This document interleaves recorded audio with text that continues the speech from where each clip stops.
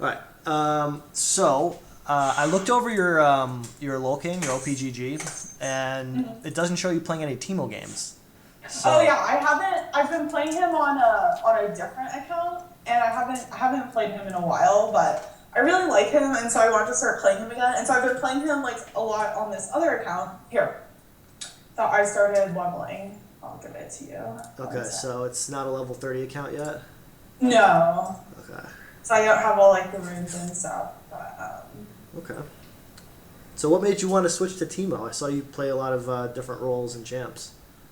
yeah, I don't know. I'm kind of just like trying to find a role and a champion that works for me, and I have a level 5 badge on Teemo on this account. Nice, okay. But so I used to play it a while ago, and I really like him, and I don't know, he just like makes me happy seeing him hopping around Yes. in bunny skin. Make sure you get the bunny Teemo skin. That's the best Yeah. one. Yeah, that's the one that I have. I like that one a lot. Nice. Well, how long have you been playing League for, would you say? So I started a little bit under a year ago. Okay. Oh, probably like 8 or 9 months, I guess. Okay. And no, probably more like 10 months now, actually. And my ex-boyfriend got me into the game, and then we broke up, but I still really like playing. Yeah, I've heard that story. That's a good one. Yeah. So what's your goal with League? Are you trying to get to like, a certain tier, or you just want to get better, or just have fun? I want to get to silver. I just want to be able to like carry games and win lane consistently, and I'm really bad at 1v1 fighting in the laning phase. I feel like usually I can do like better in mid game, but. Okay, so if I hold on one moment, let me pull up your Zobzy, right? Here, so I'm gonna pull in OPGG. That's why I normally play jungle because. Zobzy.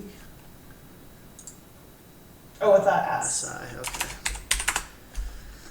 Okay, so so these KDAs are actually really good. So you've played all of these champs, right? This is all you?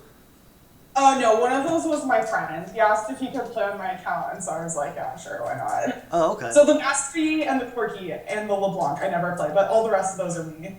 Okay, all right, nice. Yeah, I was gonna say, like, these are all pretty good KDAs. Yeah, no, he just wanted to like mess around on my account, and I was like, sure, fine, like whatever. Well, I've been losing a lot recently.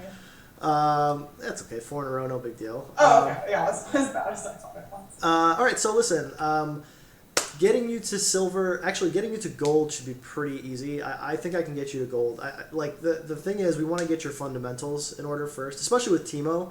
Teemo's so simple of a champ. Like it's like almost all of his abilities are point and click, and they're also like none of them are skill shots, and the E is just a passive. So really, all you have to worry about is throwing your Q at the right time, right? So it's and kind of and mushroom placement. And mushroom placement, yeah, to some degree. I mean, mushroom placement isn't quite as important because obviously it's more of a trap, and you only use it in team fights when you're kind of near minions.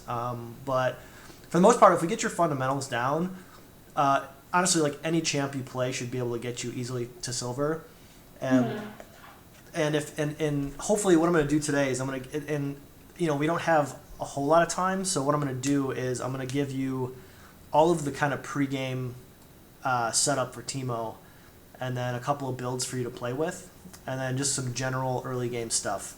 Not to overload you, and then what I want you to do is go play like 20, 30 games with Teemo, and then apply what we've learned, and if you've got more questions and maybe you've got a couple games you want to watch over together, we can do that like the next time. Okay, yeah, I haven't been able to figure out the replay system, but... Okay, so there's a website called aof.gg. Okay. It's called, I think it's called like all or feed or something. I don't know what it stands for. It's something, doesn't really matter. But, analyze or feed, that's what it stands for. So all you have to do is sign up. So sign up your profile, your whatever name that you play on. And what happens is it automatically records every game you play. So, cool. Yeah, this is the best website in my opinion that's out there. So like even if you're like, because a lot of people don't want to like hit record on a game and then hit stop and then all that stuff. So like OBS is a software that you can use to either stream or record games. So you can kind of like So the way this records is the same thing as like a little replay where you're not going to get mouse clicks, but you'll get the game and you'll get their side pings, your side pings, and all that. So this will be a good one, I think. So go ahead and just I think you don't have to download the client. Just you have to go through a few steps to get your profile in orders, but I would suggest that one. Okay, sweet. And then analyzer feed, and then OPGG is always a good website to just check your stats, how you're doing, making sure when you look at your progress, one of the important stats to pay attention to for your Teemo is your death count. Your kills and your assists aren't quite as important. Your overall KDA isn't quite as important. The most important stat is your death count. You don't want to ever exceed 6. That's like the red zone. And between 4 and 6 is pretty good, and below 4 is really, really good. So with Teemo 2, I mean, you're such like a kitey champion that you should be dying like very few times. Like you shouldn't ever try and put yourself into situations where you're gonna die a lot. And we'll talk about today a lot of ways to do that and play safe. So with that being said, what would you say your biggest issue with Teemo is right now? Like where do you say your glaring mistakes are? Kiting, definitely. Kiting? Okay. Like I get really flustered when and then in the moment I get really flustered and I kind of panic. When they go all in on you, you just like lose. Yeah. You just lose everything. I mean, it happens to everybody, especially when you first start playing. I try to walk back and hit them and walk back and hit them, but I don't know. Like that comes with practice. I mean, there's no sexy way for me to explain that to you of just here's a few tips and tricks. It's just go into games and just practice doing it. And the way I practice doing it as well is I kite the minions. So like whenever I'm in lane, I'm gonna zoom in here a little bit. So pretend we're playing blue side, okay? So that's this side here, that's us. And we've got our minion line, we've got their minion line. Say you're playing against like a Darius, right? Who's like one of the one champs that you have a lot of problems against in the top lane? Poppy. Oh, Poppy, really? Okay, Poppy's actually really easy to beat. I'll show you how to beat her too. Okay. So, all right. So, say the enemy Poppy, right? And this is actually a good example, right? So, when you're Teemo, you stay away from the walls, right? Obviously, like if you're playing against Poppy, her biggest strength is like stunning you into a wall and then just like dumpstering you, right? So, while you're playing Teemo and you're CSing in lane, you don't want to stand in just one spot and then hit each minion, right? Because a couple of different reasons. You can't poke her, right? You can't poke the Poppy. It allows her to kind of move wherever she wants and get some CS. So you always want to be constantly moving around. So when you auto attack a CS, try and move your champ. Just like up this way, right? And reposition it and see what the Poppy does, right? If the Poppy moves back down this way, then you can auto another one and move back down again. So just kind of mirror the movements, right? So your goal with Teemo is just kind of generally speaking. He is like a poke champion, right? He's a lane bully at the beginning of the game, levels 1 to 6. I think Teemo is probably one of the strongest champs in the game. There's very few games. Pantheon might be the only champ that out damages him early. So your job as Teemo is to be like, people hate Teemo obviously because there's almost no counterplay to it, right? Like he pokes you from a distance, especially if you're a melee champ like Poppy, right? If you can auto attack Poppy and she can't auto attack you back because your range is just higher than hers, right? So your job is to just get in there, poke once, and get right back out, right? Get in, poke, get right back out. You do that probably 3 or 4 times, and you'll get her down to half health. And what can she do in response? Really nothing, right? So against any melee champ, that's your job, right? Your focus should be first is to just whittle them down to about half health. And then depending on your runes and masteries, which will have you set up before I leave you today.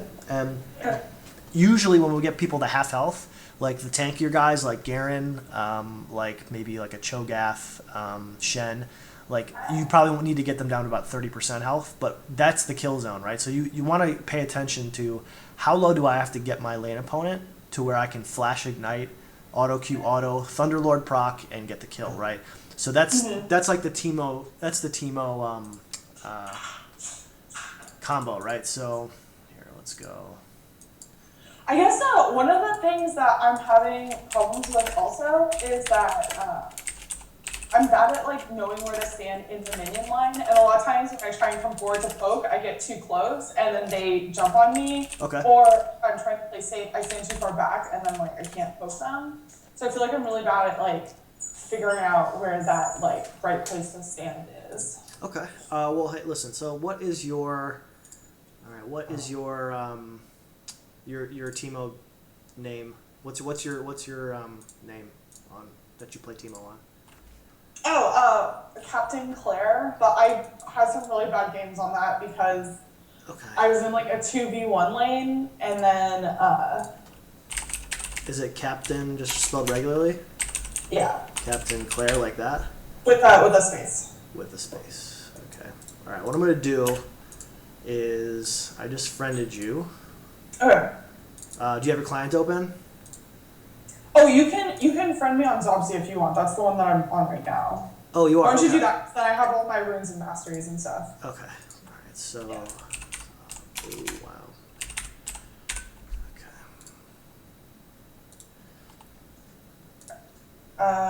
There we go. All right. Cool. All right. So let's go into a custom game. Okay.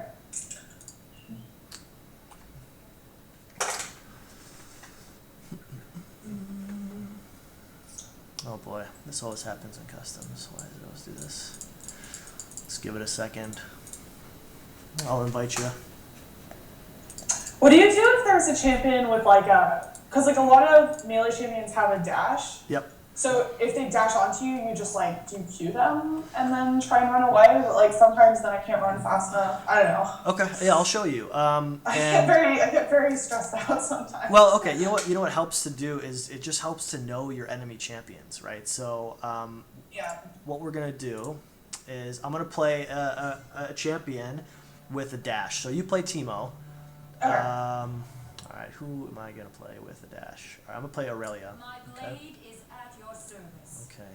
Shut up, Aurelia. All right. You can go ahead and pick Teemo. You got Teemo right on that account? Yeah. Okay. Oh, accident. Okay, where is my Aurelia? Oh well. All right, cool. So I'm gonna and she's a melee champ, right? But she's got a gap close, a really quick one too, that you got to be really kind of wary of because she can stun you too. So yeah. This is one. All right, so we're just gonna practice a couple of spacing techniques, okay, for you as Teemo, for you to take against all melee champs. All right. Now, the way you beat these lanes is like in this scenario right now. Like we're in the loading screen, right? So while you're in loading screen, think about two things. Okay, think about one, their team comp versus your team comp, right? Like, are you gonna need to split push it in the game, or are you gonna need to group as a team, right? Like, do they have a better team fight comp than you, or do they have a better split push comp, right? So that'll kind of tell you generally, kind of macro wise, what your job will be in the game. And then secondly, who are you up against in lane? I'll meet you up in the middle of the top. Who are you up against? And then how do you beat them, right? So like, how are you going to itemize? How are you going to stand in the lane? What exactly can kill you, right? So think about their abilities first and foremost, right? So what are Aurelia's 4 abilities? Do you know? Okay, so I know that she has the dash and then the stun. If you're more health than her, then she stuns you. Yep. Or if you're less health, then it's just a slow. And then I also know that she has the R is like sends out 3 like shots. Okay. Yeah. Exactly. So she's got the Hitten style. That's her W, and basically it's just like it's a buff to her basic attacks. And it restores health to her too. So that's actually Teemo's Q counters that, which is great. Cool. So the one thing about a melee champ, right? So I can attack you if I'm like this close, if I'm like right on top of you, right? So if I start doing this, so you got to mirror my movements, all right? So I'm moving backwards, you move towards me, right? If I move towards you, you gotta turn around immediately, right? And then I move back, then you move back towards me, right? So you got to learn Teemo's auto range, which is 550. So click on me and try and auto attack me, all right? All right, you can't auto me, right? How do I view the auto attack range in like a circle around me? I think you just hover over Teemo, like the actual, just hover over him. Oh. Okay, so when I'm in lane, right, and I'm like, if you can see like your minions, how low they're getting, right? Yeah, so keep attacking me, right? Keep attacking me, right? There you go. Keep going. Just play the lane like you normally would right now, okay? Okay.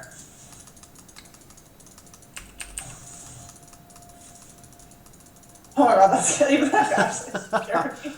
Oh my god. Okay, so I'll just point out one thing now. Like, all right, when she uses the dash, it's a reset if they get a kill, right? All right, that's perfect. Exactly what you should do, right? So look how much health you just took off with an auto and a Q, right? Like I'm half health, now I have to be really, really careful, right? So look at your minion's health right now, right? I'm not gonna step up to hit this minion because then you can just get free damage. See that? You just got one free auto off of me for doing nothing. So I'm not gonna do that. What I'm gonna do is I'm gonna wait for a low health minion, and then I'm gonna Q in and then run out, right? So I'm gonna Q in and run out, right? So it's your job to watch your minion's health and look for the low ones, and then just know that I'm gonna go for that, right? And then that's when you can get some free damage off.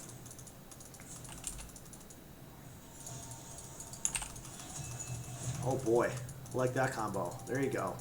So it's a very simple game, right? So it's knowing their abilities, right, and knowing what they can do, and then just exploiting them as much as you can. Okay, so let's see. I'm gonna buy some boots. Let's go back to lane. All right, so now I'm gonna start trying. I'm gonna try and play normal. Okay, so. Okay, should I come back in buy? No, stay in lane. Okay. Okay. All right. So, knowing my abilities, which is and the way that I get these minions is wait until they're low health and then Q in and run out. Like if you miss position, yeah. See, like. Oops. Okay, I accidentally did it. Yeah, that's right.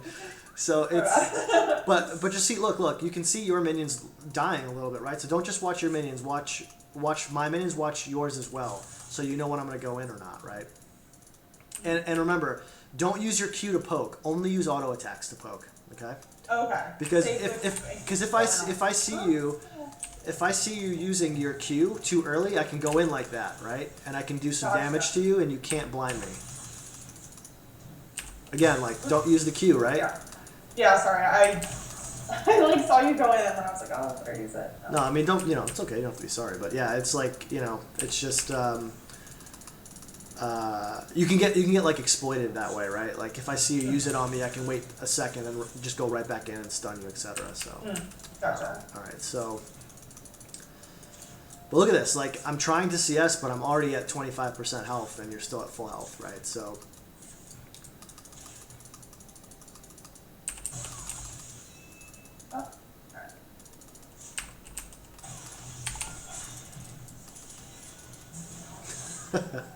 Wait, Okay. did you do that on purpose? Yeah. All right, so I just want to point something out. Now, you've killed me in lane, and the minions are sitting at your turret. What do you do in this situation? Push them out and then go back? Well, there's too many to push out, and you just got level 6, right? So, and you saw me do TP, right? So, the best thing for you would be to take the rest of your farm here, and then back. And we'll talk about this more. I'll kind of draw it out for you, but we'll talk a lot about wave Do I leave management. like a mushroom here? No. Okay, here let's exit game. All right. Okay. Let's quit game. All right. So it was kind of hard. Ooh, I'm reconnecting. There we go. You can still see my screen, right? 1 sec.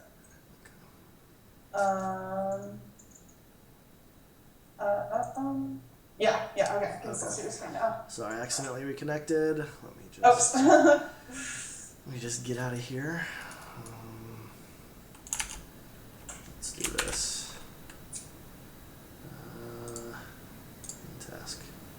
Okay.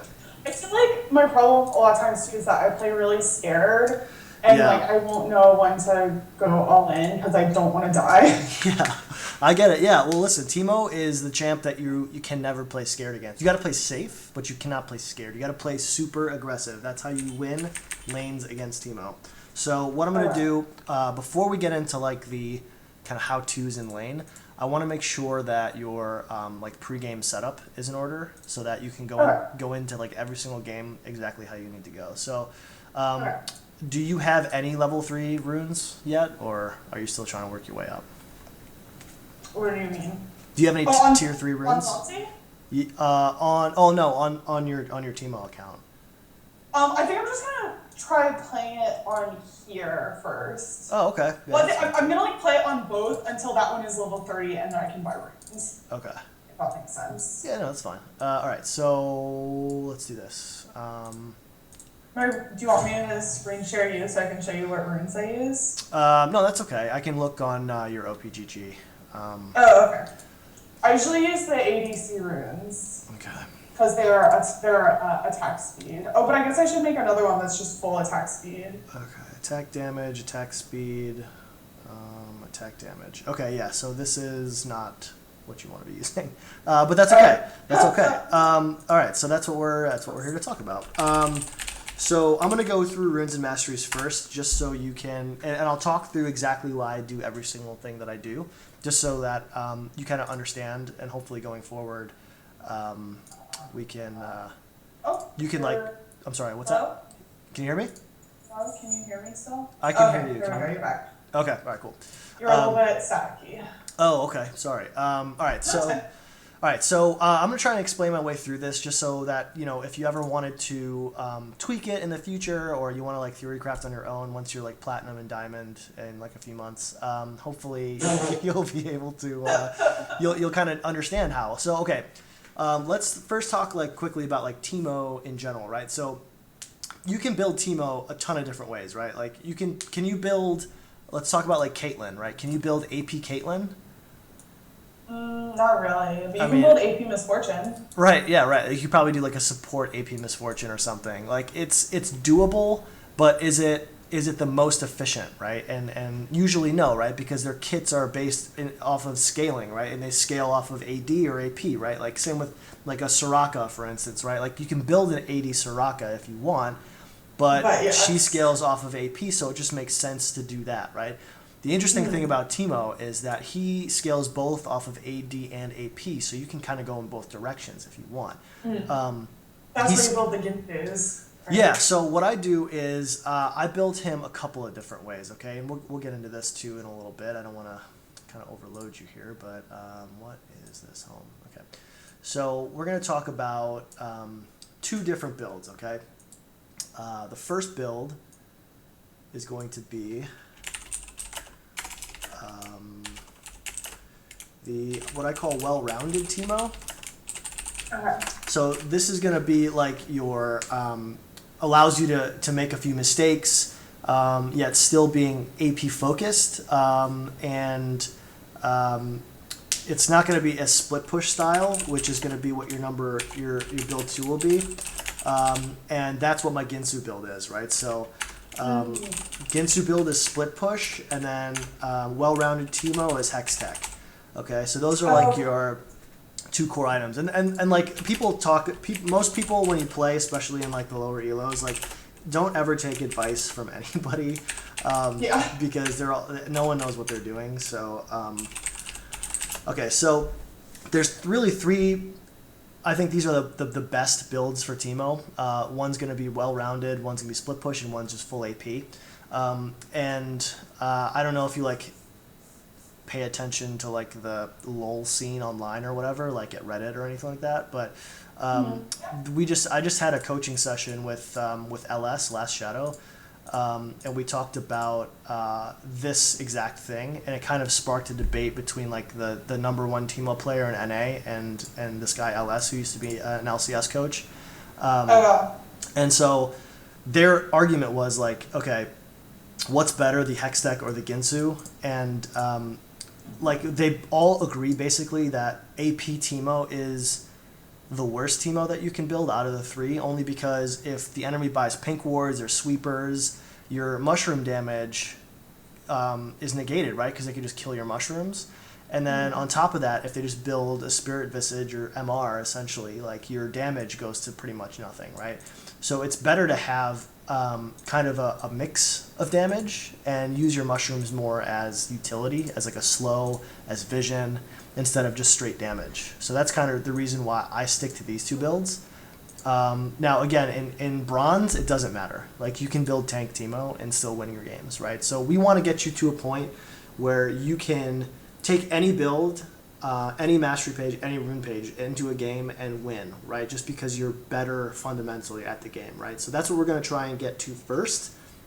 And, cool. and then we're going to get you into these two builds and why and when you play them, just to like maximize your kind of punch, right? Does that make sense? Yeah, that makes a lot of sense. I was building Hex Tech first. Okay. And then I looked at your build, and then I saw you were building Ginsu's, so then I started building Ginsu's. But so that's cool to know that that both of them are good. Yeah, no, both of them are good, but they're good for different reasons too, and we'll get through that too. We'll talk about why, but let's go first things first. I don't want to get too ahead of myself. We've been talking a lot about stuff that I want to kind of go through methodically, just so you can kind of understand it. It's kind of, I don't want to get too like academic here, but That's okay. I'm a lot better at school than I am at league. So All right. I feel like an academic style is probably good for me. All right, nice. And plus, you'll have this video to watch, over again if you need to come back and see anything. But all right, so let's talk about runes first, okay? Pretty much always hybrid runes, hybrid marks are the absolute best on Teemo. You get armor pen and magic pen, and that's really amazing because you're going to be going up, especially with the Hextech Ginsu, which are both AD and AP items. This is going to go a long way to helping do early game damage.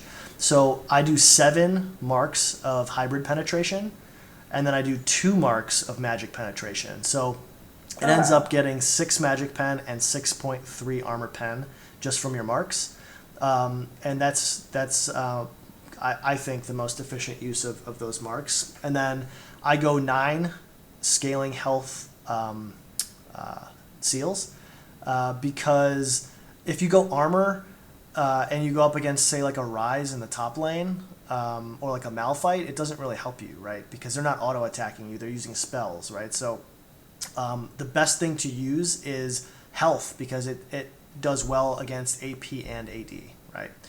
So, okay, so you use health seals. Yeah, so 9 scaling health seals, right? So what the difference between? Do you know what the difference really between scaling and flat is for runes? Yeah, it's that it increases as you increase in level. Right, but the advantage is flat health will give you more health at the beginning of the game, and then scaling health will give you more overall health if you get to the end of the game, right?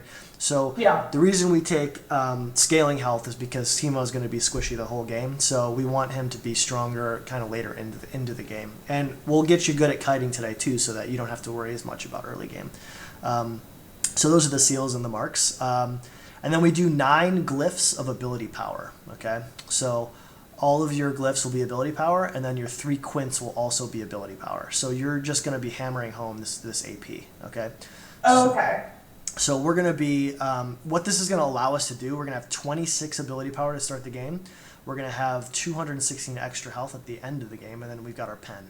So from our rune page, what we're trying to do is, the reason we take these flat is because we want to have the biggest early game punch we possibly can, okay? Our goal is to get a kill level 1, 2, or 3. Okay, level 2 would be ideal, but if not 2, definitely level 3. Okay, your job. Why don't you take attack speed runes instead of ability power? Because we're gonna get a lot of attack speed from our build. Okay, so early game, it's just gonna be something that you need to get used to from levels 1 to 5, last hitting and trading with lower attack speeds. But as soon as you buy a Ginsu, and I'm sure you've seen this, like your attack speed goes through the roof. And then once you get a Wit's End and a Runons on top of that, like, you'll be melting towers in around 6 seconds. So It's disgusting. Like if they leave you alone for like 10 seconds, you will be able to take a tower. It's pretty awesome. So the attack speed is going to be bad in the early game, but it's not a big deal because you can go into stealth and come out with some extra attack speed if you really need to. But otherwise, just know that we're sacrificing attack speed for extra early game punch with all this ability power. So it doesn't really matter we don't have the attack speed because we're going to be hitting them like a truck. All right? If I don't have I don't have enough money to buy all of these, unfortunately, and I only had some of them to start with. So what do you think is better? Do you think magic resist if I don't have enough for all of the ability power glyphs, or cooldown reduction? Well, I would say, okay, if you're saying from what you have in your inventory now. Yeah. I'm sorry, say that again. You have CDR and what else? CDR or magic resist? Take magic resist, yeah. We don't really need CDR on Teemo because if you think about it, like we're not trying to build CDR to throw a lot of mushrooms out because our damage isn't going to come from mushrooms, right? So it's from the attack. Yeah, cool. So we don't really need the CDR at all. So that's why I don't build Nashor's Tooth or anything like that, or Morellonomicon or anything like that. So I would prioritize definitely the quintessences first. Buy those as soon as possible because they give you the most AP. Nice. Yeah, and then go for the glyphs and then the marks and then the seals. I think that's probably the best route to go. Okay. Any questions about that? No. I just have to. I'll have to look back at this when I do get more IP, and then so I can buy the rest of the runes that I need. Okay. No problem. And then the next one is our mastery page. So what we do is we're taking 2% increased AP, which is, I think, pretty self-explanatory. I think it's better than the attack speed because we're going to get it with our items. Double-edged sword is nice. We take and deal 2% additional damage. So even though we take 2% additional, we're Teemo and we're never going to get hit. So we want to get as much additional early game damage as we can. So this extra 2% is just a little bit. It's really nice. And then this is a little bit different. You probably won't see this very often, but vampirism, we take 2 points, and then natural talent we take 3 points. So 3 points in natural talent gives us 6% AD.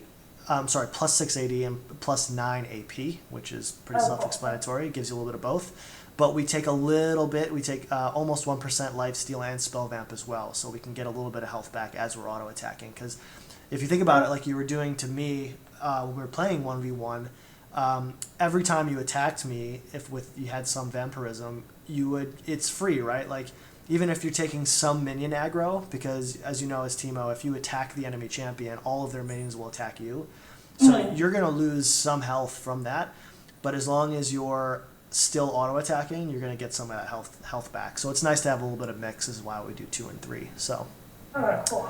And then again, this is I like this better than the slow because it's going to be rare that you're going to have, like, even though you have the mushrooms and this one's kind of interchangeable, but I just like this as being more overall damage, and that's constant, whereas like they have to be slowed or stunned or rooted for the extra 2.5%. So, gotcha. And plus it's only 2.5%. Like you get 5% if you can kill every champion, which you will be from now onwards. Next is the Cunning Tree. Obviously we take Thunderlords, and this is going to be good to get us the early kills in the laning phase.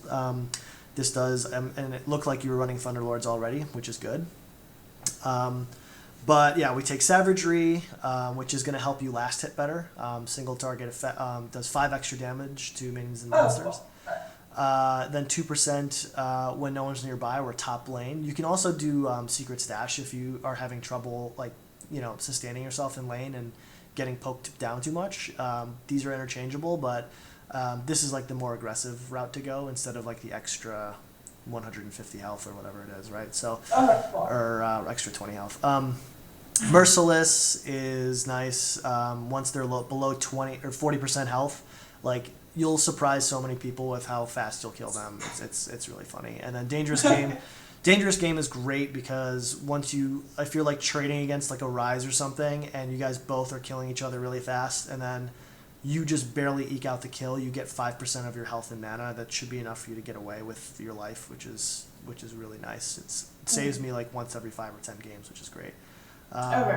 And then again, you get a little bit extra magic pen and armor pen on top of our marks in the rune page, and I like that better than obviously the cooldown reduction cap, which we don't really need. So that's an easy one, and then Thunderlord. So that's our page, and if you can see the theme of our rune page and our mastery page, it's get the kill very, very fast. Okay, so do you have any questions on the mastery page? No, that makes a lot of sense to me. I never knew why people took Savagery, but it makes sense now. If you can, it helps you last hit better. That's cool. Yeah, and that's the thing with Teemo too, is that like, you know, he's unfortunately like, it's kind of brutal last hitting with him, like levels 1 through like 2 or 3. Yeah. But if you just get used to it, it's actually really easy, right? Like, it's just one of those things, like with anybody, right? If you, like LeBlanc, for instance, mid lane, like her autos do no damage. So if you're really good at autoing with last hitting with LeBlanc, you should be able to last it with almost anyone, right? So that's just a matter of going into a custom game. And I don't know if you do this ever, but if you go into a custom game by yourself and then just like practice last hitting, you know? Yeah, I do that a lot actually. I try to get 80 CS and 2 kills against a bot at 10 minutes. Yeah, it's a great goal. Yeah, it's a really good goal. And yeah, you should be used to kind of moving around in lane and kind of mirroring your opponent. So we'll talk about mirroring in a second. But the reason I just hopped into a custom game is I wanted to talk finally about the like your peripheries and your hotkeys. So it's not something that a lot of people think about. And do you use like standard stuff that that's like default in the game? Like, do you use DNF for your summoners and QWER for your abilities? Yeah. And then 1, 2, 3, 4, 5, 6, 7 for items? I use 1, 2, 3, 4, 5 for items, and I use C for my trinket. Okay, C for trinket. Oh, okay, that's cool. So I don't know what kind of mouse you have, but do you have any like side buttons on your mouse? I don't have any side buttons, but I use the middle button to ping. Ah, okay, that's a good idea too. So that's good. At least you've thought about stuff, and that's a good thing. I mean, most people just kind of use what they use. But I'm gonna give you my setup just as suggestions. Like, you obviously can do kind of whatever you want to do, but I'm gonna give you my setup just to show you some suggestions of things maybe that you haven't thought about before. So I have a mouse that has 2 mouse buttons on the side, so it's probably not going to be as useful for you. But the 2 mouse buttons on the side are a forward and a back button, and the forward button I use on other champs for like abilities, like self-cast abilities. So like Morgana's Black Shield, I put that on my mouse so that I don't have to hover on myself. I can just hit the button. Cool. So you can think about that with like any other champ that has like a self-cast ability, like a Kale or whoever. But if you're playing Teemo, it's not really helpful. But the back button on my mouse on the side, I use for going back. So I don't have to move my hand off the keys. I can just literally just click it with my thumb. So there's one reason where you should get a side button mouse. But okay, so looking at your keyboard, I think the best kind of most efficient use of your keyboard is to always have your fingers on QWER, right? So if you're in the middle of a fight and you need to ping or you need to do anything at all, like think about like opening the shop. Is that your P button still? I put it on my tilde. Tilde. Okay, great. Yeah. So that's see, you've already thought about it. That's great. So like just having it close so you don't have to take your hand so far off is really good, because then you can look at your shop and see how much gold you need for boots or whatever, and then just go back to what you were doing. The only hotkey that I know I should use that I don't is the Shift Q for leveling stuff up. Like, I always try and click it to level it up. Oh yeah, that's number one. Is absolutely use. I use Alt. I use Alt and then the abilities to level up. That way I can just use my thumb, like it rests on the space bar. But if I just slide it over to Alt and then hold that down, I can just level up an ability almost instantly. So that's gonna like net you a lot of time and efficiency, especially when you are Teemo level 2, trying to get to your Q. Like, you can be clicking on the champ or be hovering over your champ, enemy champion, as you level it up, right, with Alt Q or Shift Q or whatever, Control Q. and then you can just hit Q right after and immediately throw it out as you level up. Yeah, So you can I know see I need to do that. So do you have everything quick? What's that? How do you have 16 ping? That's amazing. Oh, I live in Chicago, so I'm like on top of the servers. Oh wow, that's so nice. Yeah, it's really nice. So do you quick cast everything? Yeah. Okay, perfect. All right, so what I'm going to show you right now, before I move on from the hotkeys, is how. Okay, cool. Yeah, I don't know how to do that. I was trying to do it today, and then I took a bunch of damage. So. All right, so I'm going to show you, right? So what you want to do first is, if you're starting blue side, you want to run right here in between this gap and go stealth, right? And you wait until a minute and like probably 20 seconds after minions spawn. Mm-hmm. Just so like you can ward here and check for invades or whatever. And then you want to stand, you see this step here, the second step, this big one? All right, you want to stand right on top of it and then go back into stealth, right? And then wait until a minute 40, and then that's when this is going to spawn. And then you get 3 auto attacks on this little guy right here. Won't your jungler get mad at you though? Aren't you supposed to steal the enemy one? No. Don't listen to your jungler. If you have to leash for your jungler, then you can't take anything, and that's fine. Just leash for him and go back to lane. But your jungler is going to lose so little XP, and it gives you such a big boost that if he starts to yell at you, just mute him. Okay. Because it's like, it gives you a huge boost. Okay, so think about this. Sure. How many minions does it take to hit level 2 in lane? It takes like, doesn't it take a whole wave? It takes like 8 or something. So a wave is how many minions? 6. 6 minions, right? So do you get it after the first wave? No, don't you get it like after like 1.5 waves? Yeah, well, so you get it after 7 minions, right? So it's 1 wave plus the first minion of the next wave, right? Okay. If you were to take this little guy here, or the small golem here, this is the equivalent of 2 minions. So you're going to get level 2 after only 5 in lane. So you're going to hit it on the first wave, they're going to hit it on the second wave. So you've already got your advantage there, right? So you've got your Q, and they only have their 1 spell. So that's when you start to press your advantage as hard as possible. So that's the reason why this is so important, right?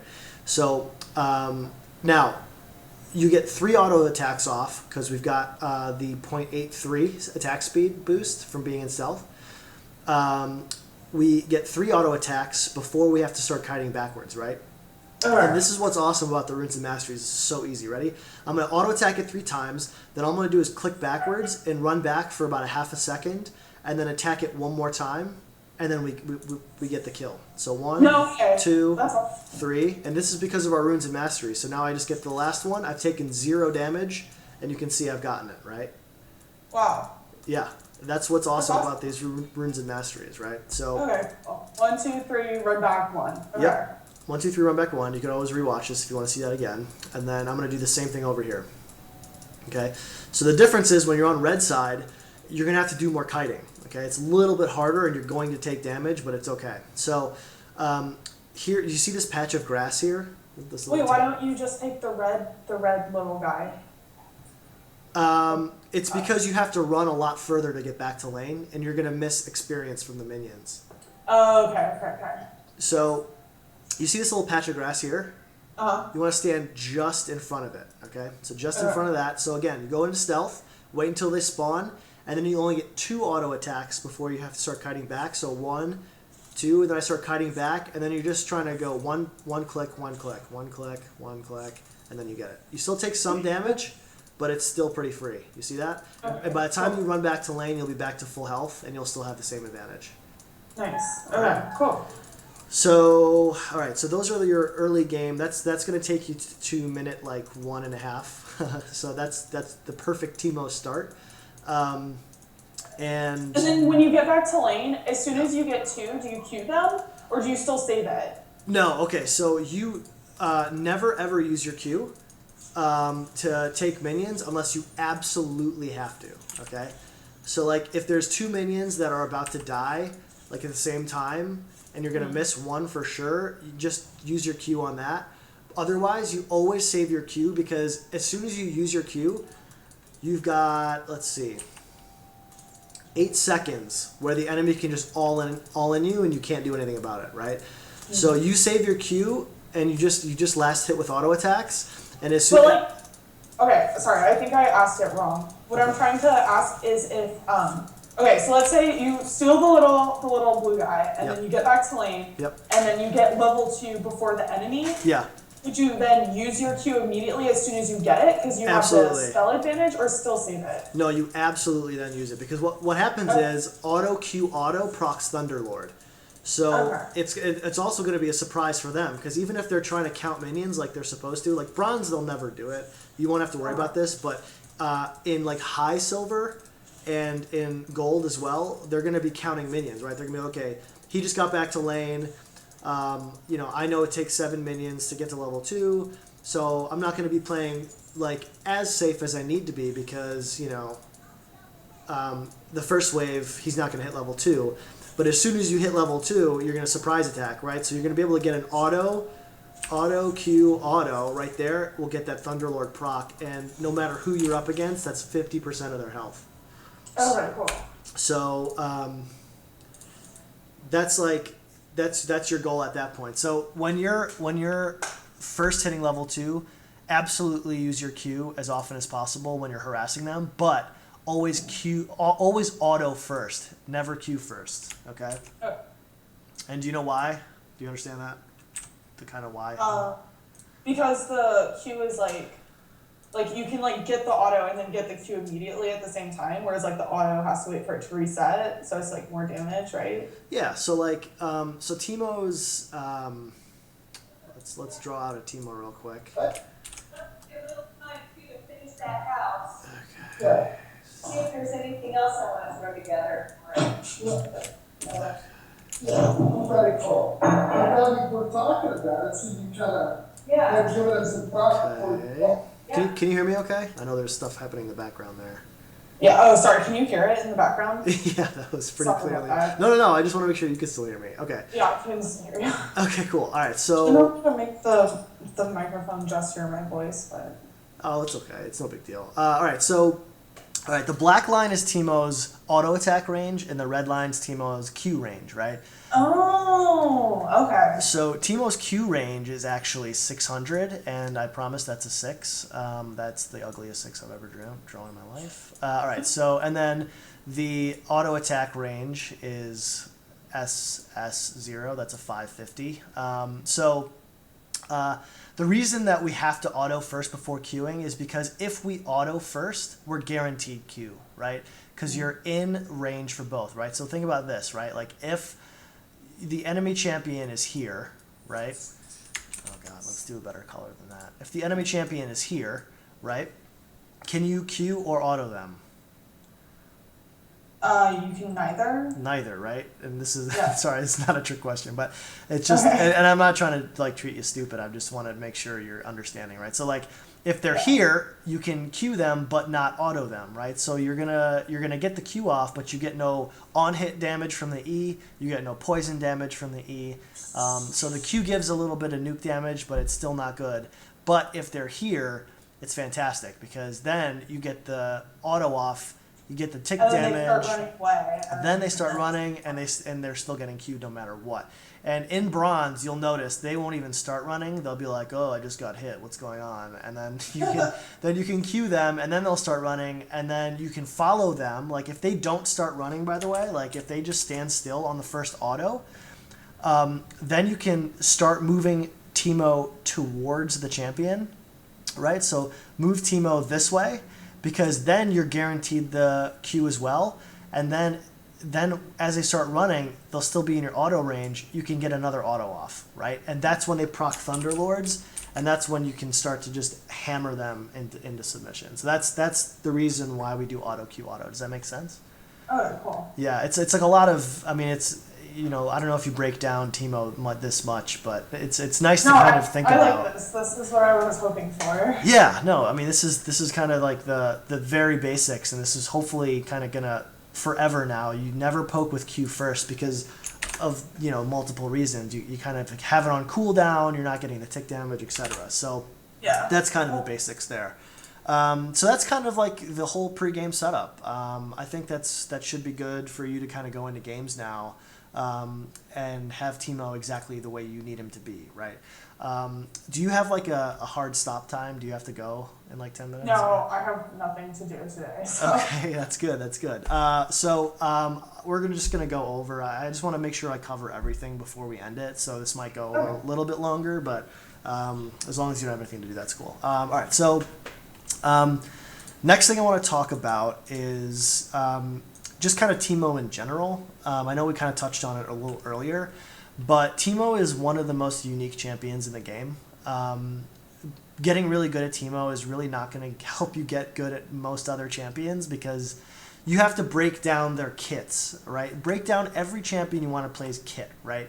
And then think about what's the most optimal way to play that champion, right? So with Teemo, it's so easy because his kit is simple, right? It's just apply poison with your auto attack, which is also just applying an E, and then Q them to blind them so they can't auto attack. And then you just got to think about, okay, who hurts the most? Who gets hurt the most from being blinded? The 80 carry. 80 carry, right? So that's why Teemo, you can be half health and 3. Unless there's a Master Yi, and then you definitely use the blind on him. Well, exactly. Well, you use the blind on pretty much everybody, right? I mean, but like there are certain champs that just get hurt. Master Yi gets hurt big time, right? Like if you blind a Yi, like 6 auto attacks are useless, right? Because he auto attacks so fast, but you get so many off on him before he gets any off on you because it's a full 2-second blind. So against the Master Yi, you're like a Master Yi killer, right? Like if you can get in a team fight and a Master Yi comes in, all you have to do is hit a Q once, and then your team can just all in the Yi, and he's useless. So it's actually kind of fine to see a Xin Zhao or a Master Yi because they're all auto attack based, right? So with no CC really. The people you don't like to see, right, are the Rises, right? Because like the Rise has got all his damage comes from abilities that you can't blind. So the only way you can beat a champion like that is through defense and positioning, right? So every champ in the game is countered by something, right? That's the way this game has been built. So don't ever think like when you're in lane, Teemo will beat 100% of everybody, okay? There is not a single champion in the game that you will lose against if you play it correctly, right? Because every champ, now there's probably 1 or 2 exceptions where like if I see someone pick a Yorick or a Swain, I kind of cry a little inside because they're like the 2 like hard counters to Teemo where like no matter how you itemize or whatever you do, you're just screwed completely. Other than that, like people think like Pantheon, right, is a really hard counter. Riven is a hard counter. Vladimir is a hard counter. Like these are all champs that you can absolutely demolish in lane because if you have a good understanding of your champ and their champ, you just need to know where their weakness is and where their strengths are and then itemize against it. Okay. So like, what do you do if the Pantheon tries to jump onto you or the Riven? So the Pantheon and Riven, you just make sure you never let them jump on you. That's literally as soon as you walk forward, you like walk back. Exactly. If he gets into range to jump on you, you've made a mistake. And same with Riven. If she's able to stun you without flashing, you've made a mistake, right? Okay. So that's in combination of how you position yourself in lane. All you do is you start, and this is going to go into our builds. You start. And if you're close enough to auto attack a Pantheon or a Riven, though, can't they jump onto you? Yes, that's why you don't auto attack them. So. Oh, you don't. Okay, you just don't auto attack. Yeah, you Q them only. You Q a Riven, you can auto attack, but a Pantheon you can never auto attack because he can jump stun you and then Thunderlord proc on his E. It's really devastating. So all you do against a Pantheon is you farm until you can get enough money to build defense, and then. As soon as you've got. What defense do you build? Okay, so let's just go into that now. Let's just go into the builds. So, all right. So let's start with build number 1. Okay, that's an exclamation point. All right. So build number 1 is our well-rounded Teemo. Okay. So this one is going to be, let's talk about strengths of the well-rounded Teemo build.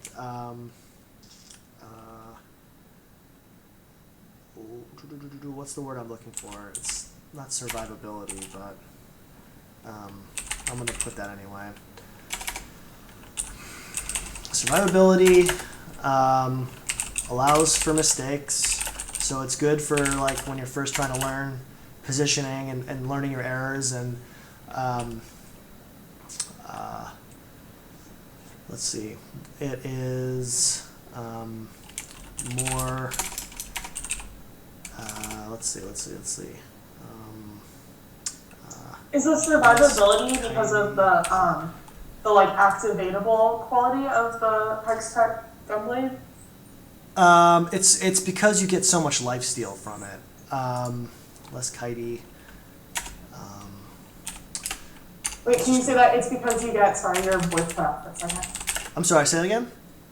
Could you said it's because, and then your voice cut out. Oh, I'm sorry. Okay, so the item itself gives you lifesteal and spell vamp, so you get a ton of health back. So if you get poked down, all you have to do is auto minions, and you can just heal back up. So that's why that's why you get survivability. That's why it allows for mistakes. That's why it's kind of less kitey. Like if you go full AP Teemo, if you go split push Ginsu, you have no lifesteal, you got no spell vamp except for that little bit we got in our mastery page. So you can't take as much damage. So that's why one of the weaknesses for the build that's non-hex tech is that you're just super squishy, right? And there's no room for error. There's less room for error, right? Okay. So the weaknesses are that you do less nuke damage, you have no attack speed,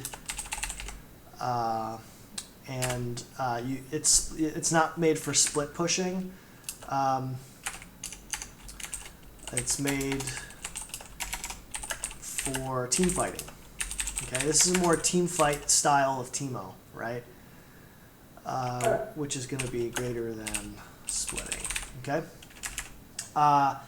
Now, the abilities you want to max, and here, what I'm going to do actually is, how do I want to do this? There is a. Give me 1 second. I just want to pull up this video. The video I did with Last Shadow. I don't know if you know who Last Shadow is, but No, I don't know who that is. Sorry. No, it's okay. I mean, we did a he's like a he lives in Korea, and he's from New Jersey, but he like learned how to play the game from the Koreans, and he's like a pro gamer, and so his theory is like really, really, really strong for the game.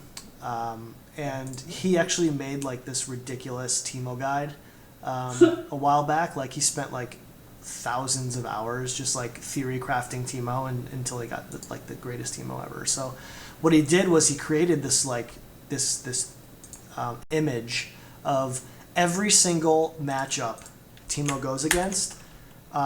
Here, I just... Wait, how do I find... Can I see that guide? How do I find it? That sounds amazing. Well, that's the thing. Like, he actually did not publish it to the public, but I tried to get as much info out of him in our session as I could. So I just sent you a message with the link. So save this link down. So go ahead and open that link up. Okay. And save it down. Let me know when you have it open. Oh, wow, yeah. So this is literally against every champion in the game, essentially.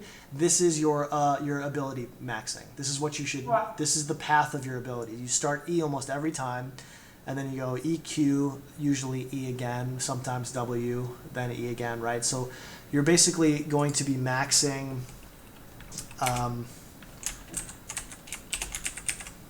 E first, almost always. But just go ahead and use the chart if you're ever in doubt. But you max E first always, then W, then Q.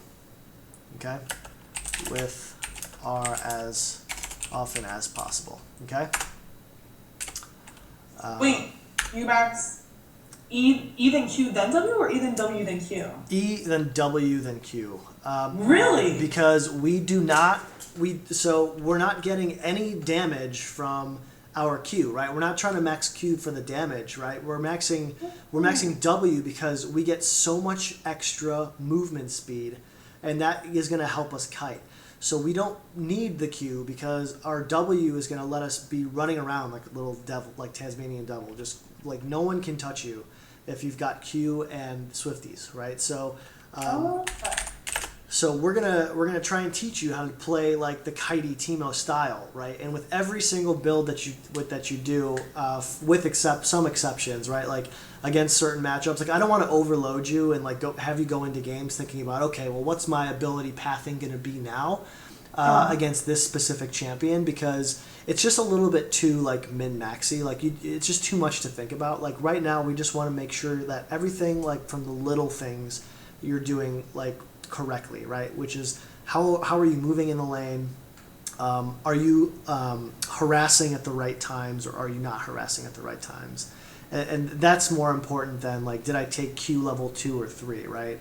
So so let's just like for now, just for simplicity's sake, I'm only giving you these 2 builds for you to try out, and I just want you to focus on maxing E first always, then W, and then Q. Okay. Just do that from now on, and we'll talk about other stuff later. So Okay, cool. core item is Hextech Gunblade, okay? And number 2 will be...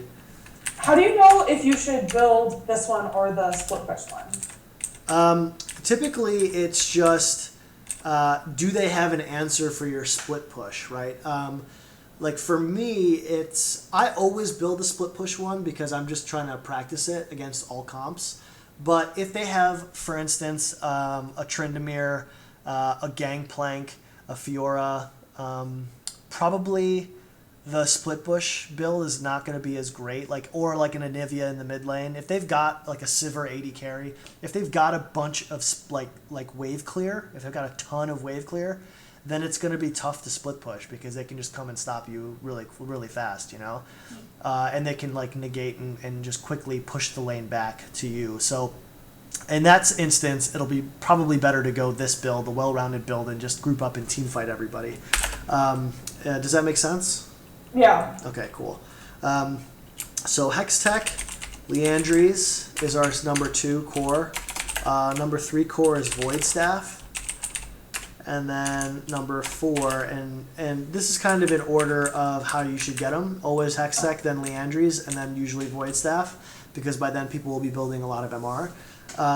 And this is number 4, but you can buy it kind of earlier than any of them. I mean, you can buy it first if you want.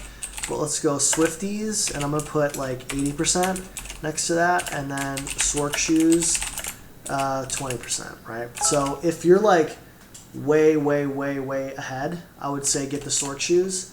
But if you're like just kind of ahead, even or behind, get the Swifties. Because that's going to allow you to kite like a maniac. You're just going to be able to like literally dodge every skill shot, especially because you're maxing your W second.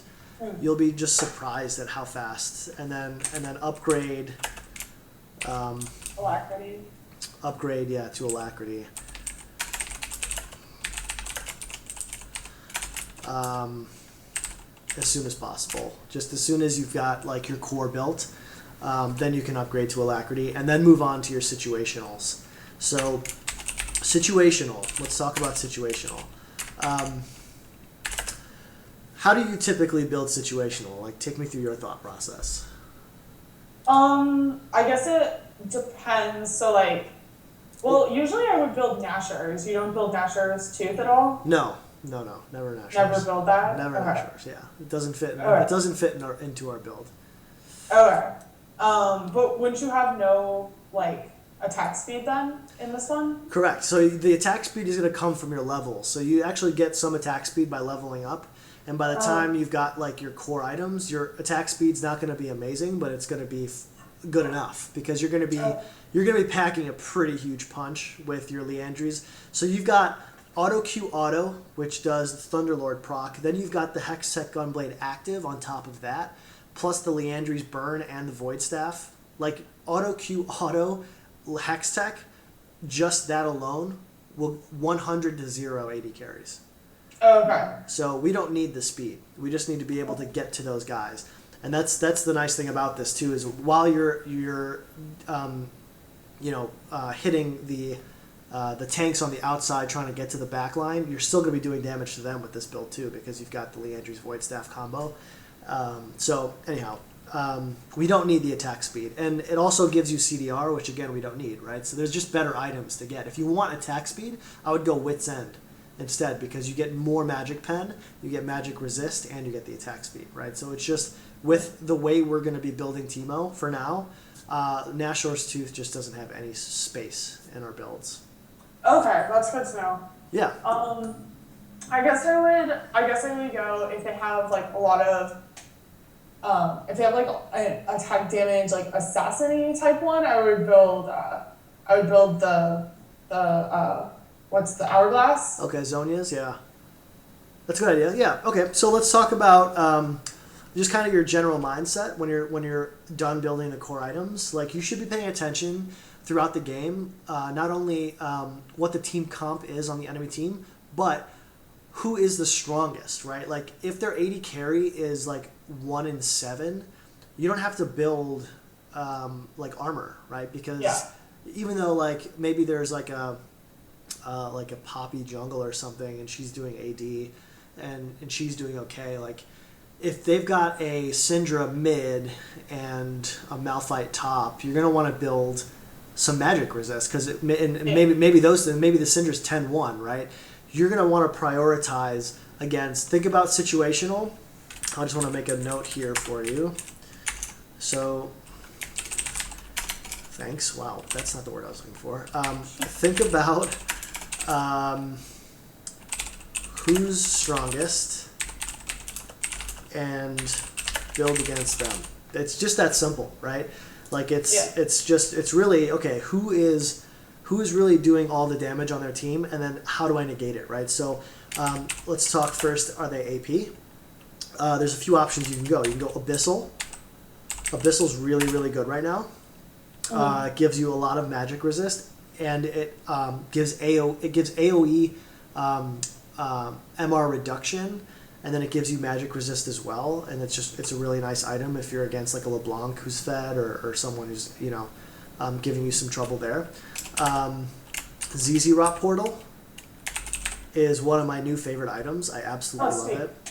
Especially if you're going split push, that's good. Yeah, exactly. And so it actually works with AD as well, right? Because it's such a great item. It gives you AD, it gives you MR, it gives you armor, and then it gives you this amazing active that with Hextech Gunblade, your ZZ Rot minions, whatever damage they do heals you. So you can throw a ZZ Rot down on the other side of the map and be getting lifesteal the whole time. Cool. Which is actually incredible. It's like so broken. So I don't know when they're going to nerf that, but just try and use it until they do.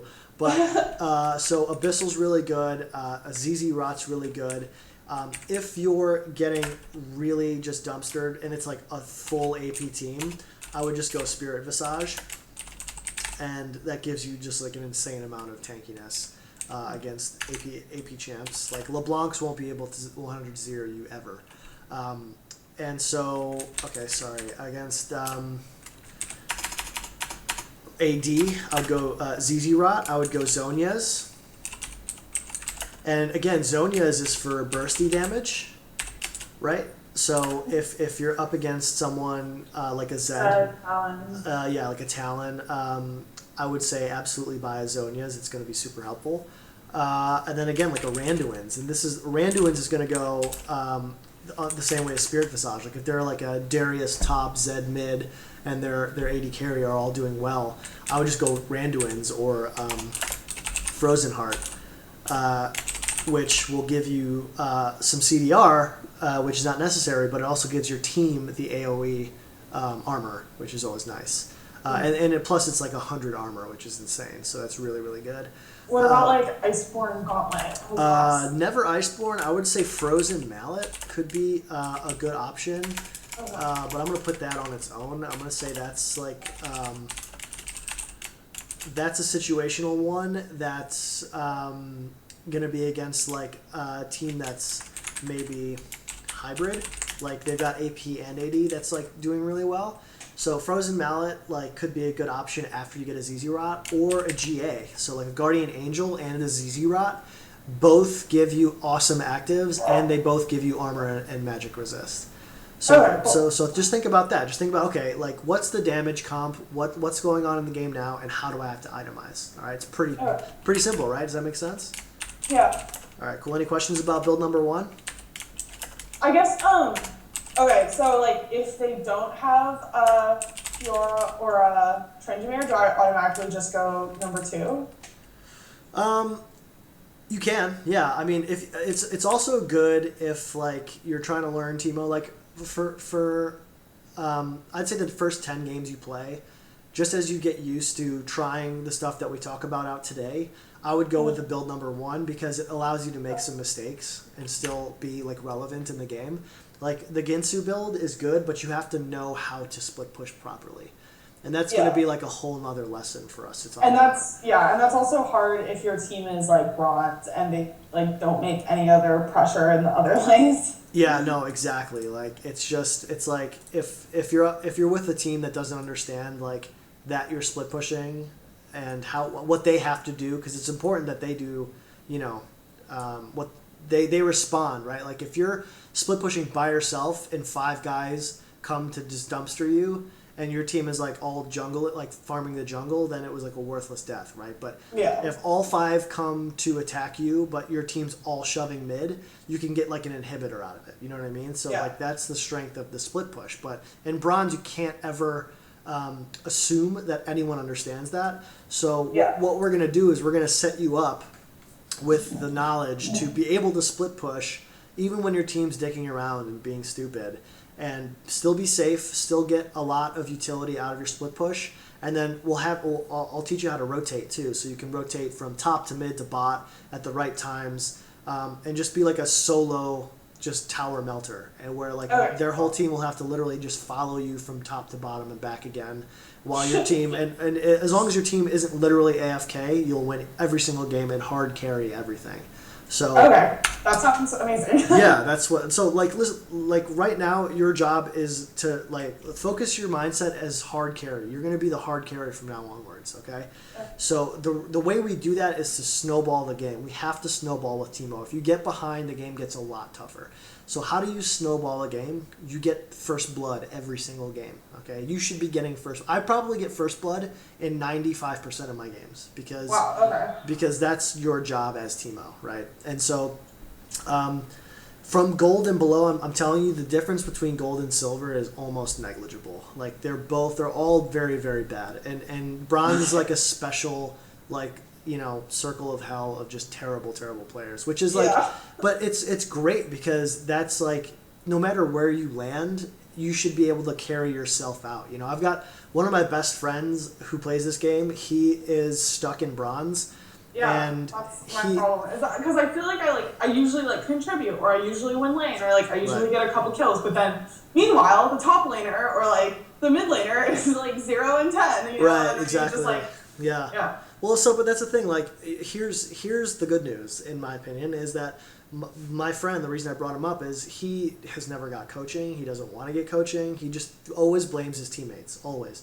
I just want one thing for you to take away from today is that. Every game you lose is your fault. Okay, even if your mid laner goes 0 and 10, you should be 10 and 0 and be able to carry the whole game yourself, right? So that's what I really want to be able to do. Is be able to just like hard carry it, because I have never been able to do that. Like I've never been able to just like win, even when my entire team is giving like if my team goes even, then I can usually like help them win. But if all right. Well, hopefully you can help. Well, no, and that's that's good. And the first step is obviously just like admitting you have a problem. This is Teemo Anonymous here, right? Like you need to just understand that like, you know, you're in bronze for a reason and you'll be in silver for a reason, but like there's nothing stopping you from getting out of it, right? And it's not like it's very difficult to do. You just got to kind of look at the game the right way, and then.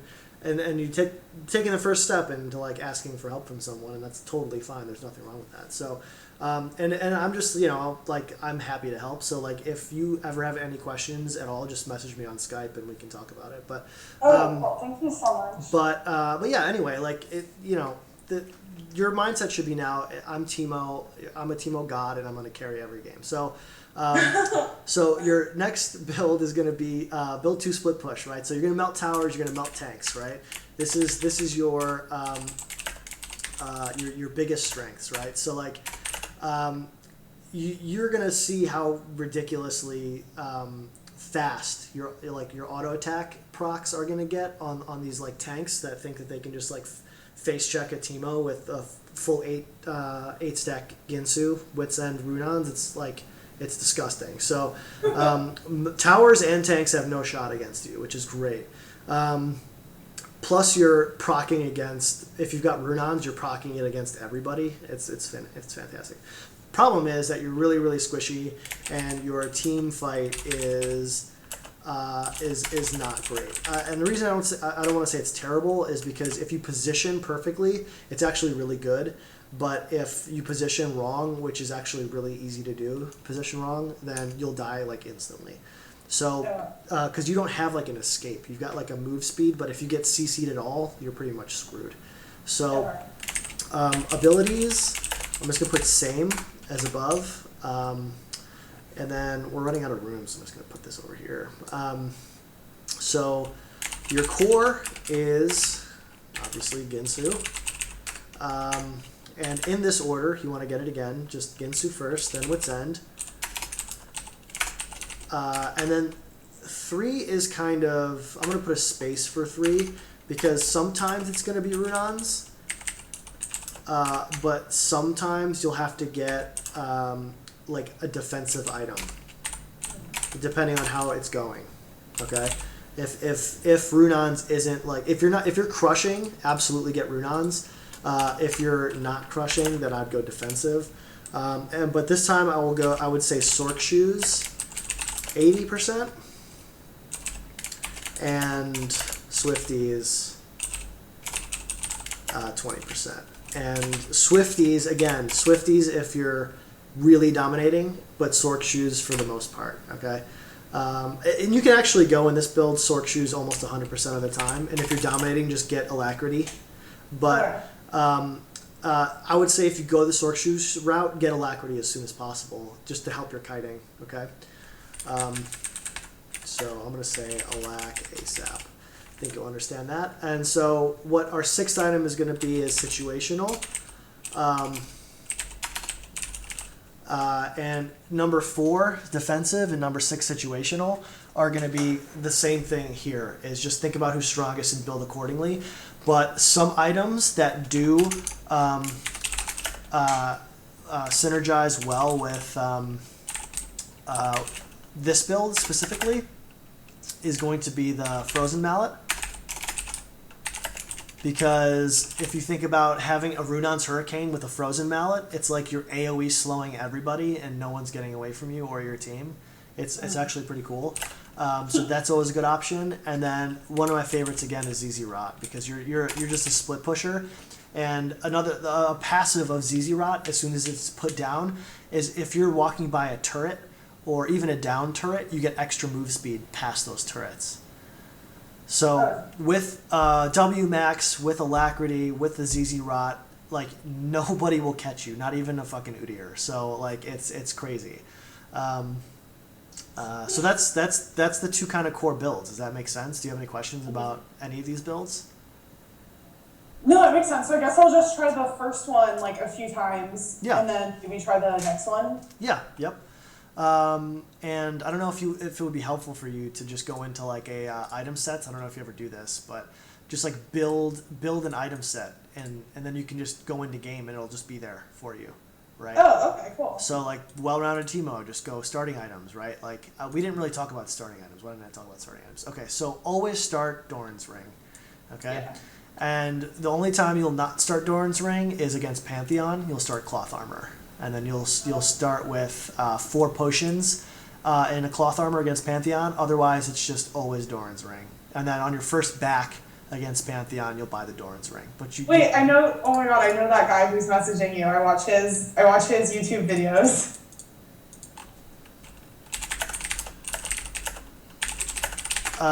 Whose?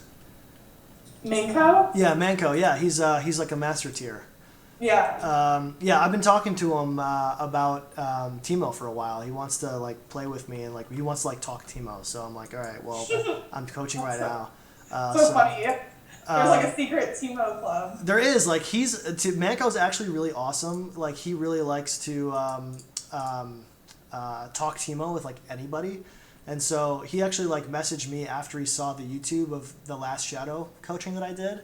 And he was like, you know, like, let's talk Teemo. And I'm like, all right, cool. Does the account where you're gonna post all of this, does it have like videos that you? Yeah, it's got like past games that I've played and other coaching sessions. So like if. Oh my god, awesome. Okay, I'm totally gonna watch all of that. Yeah, I mean it's a lot. So if you really want to, and we've gone through a lot of what we've gone through today is what you can find on my channel already, but. There's also stuff that we haven't covered, like some of the stuff, like I coach some other top lane guys who play like Wukong and other things, and I talk only about wave management, and that's like another huge one that you should watch, and it's probably really helpful. But anyway, so go into an item set, build out an item set so that you can go into your game and just reference that while you're in game. And you could probably just build one for well-rounded and one for split push, and then just try those out for like 10 or 15 games. And then come back to me with any questions that you might have. What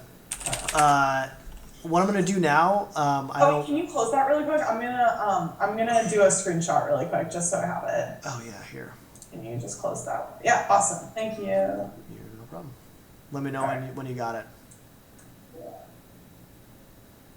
All right, got it. Thank you. You're welcome. Okay, so what I'm gonna do now is this is my YouTube channel. So my channel, I'm gonna go copy this. I'm gonna put it in the chat for you. Oh, sweet. Okay. So you have that. So this is where all of my uploads are. So this is everything. So I actually just uploaded, and this is actually really, I actually just uploaded this outplay onto Reddit. I don't know why I'm showing you this, just it's kind of braggy, but...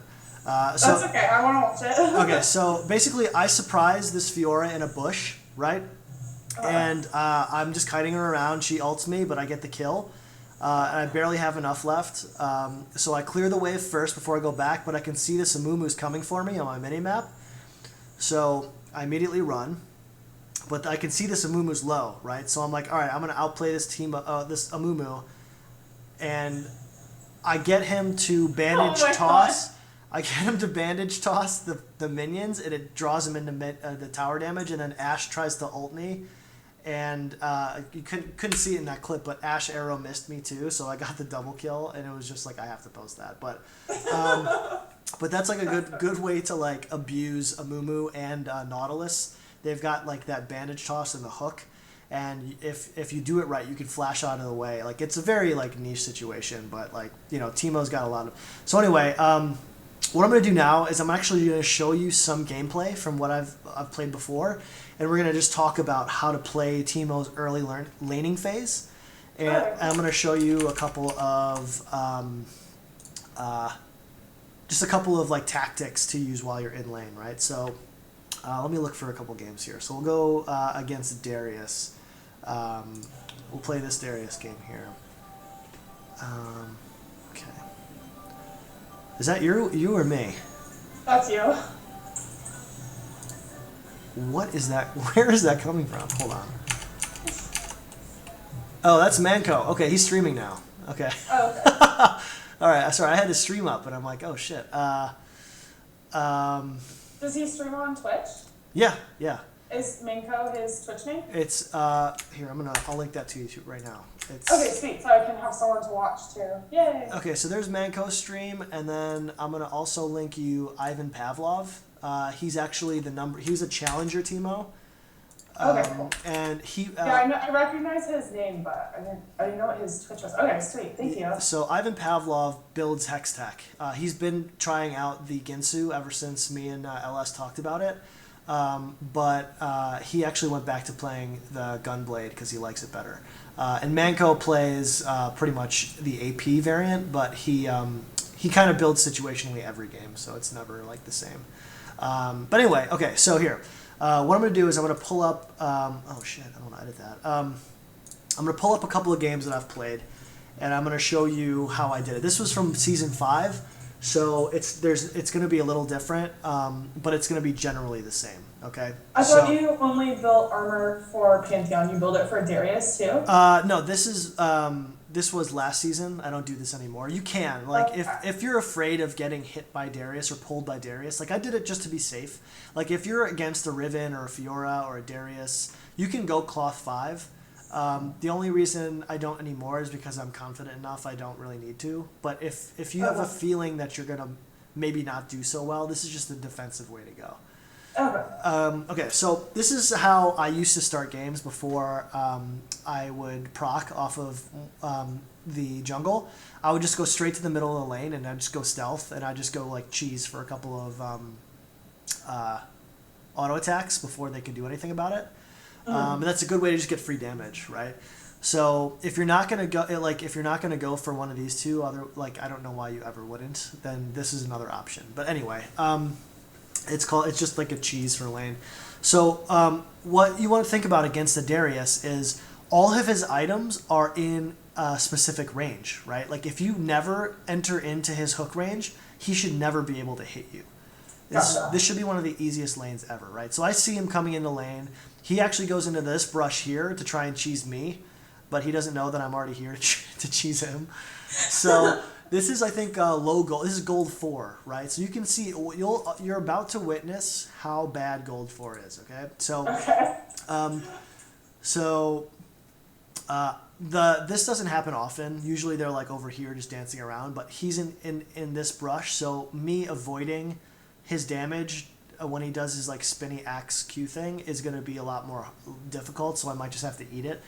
But what I'm doing is I'm just going to wait for his minions to get low or for him to come out of the bush and then attack him. But he doesn't come out of the brush, so I'm just going to take this free minion. And then I'm going to immediately do as much damage to him as I can, right? So I get 3 autos off there, right? But I ate one of his spinny axe Qs, and I'm taking minion aggro from all these minions. So you can see I actually lost that trade. I'm actually lower than he is. But so... I recorded this on OBS so you can see my mouse clicks. Like this is where my cursor is. So just pay attention to where I'm clicking and why I'm clicking there, right? So I'm mirroring his movements right now. I'm trying to last hit, but I'm trying to stay, like I don't want him to ever get free minions, right? So when I see a low minion, I'm positioning myself in such a way that he gets nothing for free. If he wants to last hit something, he's going to get auto attacked for it, right? So I position myself to get so there's free damage, right? I got that auto off and he got no retaliation. So my job is to last hit. So I'm focusing, but you can see, right? Like he went into this brush so I couldn't auto attack him. And he wants to come out to lower this and maybe get the Q off on me. So it's as he comes out, you can see my mouse clicking over here, right? So I'm just trying to keep that, I'm trying to mirror his movement. As soon as the Q goes off, you can see me clicking back onto him, right? So what that does is that maximizes the amount of damage you do to him, right? So I got 2 free autos onto him, and he got 0 damage onto me. And you can see now that I'm giving him more damage than he's giving me. Does that make sense? Yeah, that makes a lot of sense. Okay, and this is just generally how you play the lane completely. So you can see, like, he's coming forward to try and do something. I'm just going to take another free auto. And you can see I hit level 2, and I auto and Q'd him. And again, I did that for free. No retaliation damage. You can see how low he is now, right? And we're still recovering from just that initial Q damage that he did to us. So again, now, essentially, we're 2 minutes and 45 seconds into the game, and this lane is over. Okay, he can't, like, I've won the lane, right? Like, he can't do anything. He's got to hide into a brush, and I can pretty much last hit like I'm in a custom game. Because if he comes out of the brush, I'm just going to kill him. because he's too low to do anything, right? So if he makes a mistake, which he's doing now, of trying to come forward and do some kind of CS, I'm just going to continue to harass him. And again, just an auto attack for free. He came out of the brush to do something. He didn't do anything but eat an auto and run backwards and put a potion up. So this is like the strength of Teemo. Once you have them, this is called zoning, you zone them. So you just stand right in the middle of the minion wave and you deny him from any gold, right? Conversely, I could have also stood like right over here, right? So he comes out of the brush and I know he's in the brush, so I'm trying to position myself over here so that I can maximize damage, right? So think about it this way. If I'm over here when he comes out of the brush, I get 1, 2, 3, maybe 4 auto attacks before he gets back to his tower. If I'm behind my minions, I can maybe get 1 auto before he starts running there. Does that make sense? Gotcha. So that's why I'm preemptively moving up there. And I take a little bit of damage, but more importantly, I've got him now into the red zone. If I flash, ignite, auto Q, he's dead, 100%. But I'm being a little greedy at this point, and I'm thinking, okay, I can save my flash for later and just use my ignite because I've seen he makes a lot of mistakes. And this is kind of more like higher level thinking of like, okay, like you're looking for tendencies. But I've seen his tendency is to be aggressive and trying to just get one single minion. So as soon as he walks up again, which I'm pretty sure he will, I'll just kill him with ignite auto Q. So I make a big mistake. And Die? well, no. What's okay. like right now? What's my mistake? What's the mistake that I've made right now? You should be more over to the right, maybe. What else? What am I vulnerable to right now? You're vulnerable to being ganked. That's right. I am so deep right now. And how many wards have I placed? 0. Yeah, so this is a problem. And so I'm just thinking, I want to kill this guy so fucking bad right now. So I'm like, all right, I'm just gonna, like, I can see it. Like, I'm like seeing red. This is my tunnel. Because I'm like, I can flash. I can literally kill him right at any moment. But I'm just like, I really want to do it without flashing. So I'm like, that's all I'm thinking right now. It's really dumb. So I'm like, all right, I'm gonna hard push this to the tower. And then I'm just going to dive him. And then I'm like, okay, here we go. I'm about to dive this guy. And just want to poke him down a little bit more. Oh shit, we are in trouble. So I'm like, all right, so what am I gonna do here? What's your play in this situation, right? It's yeah, that's hard. You used your Q too, which is like yes. Can you flash the Lee Sin Q? Okay, but where would I flash to?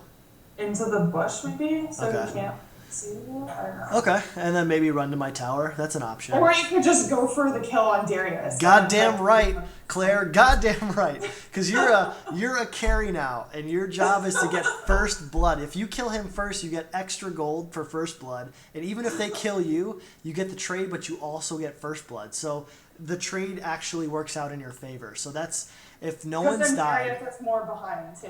Exactly. And Yeah. so you'll be more ahead in lane because he'll have a kill and he'll have a death and no kill, and then you'll have to kill it. Exactly. So Ooh. the mistake that he makes, this dumb guy, is he flashes into me. So I'm like, oh sweet. So I ignite him, I auto him, and he's dead, right?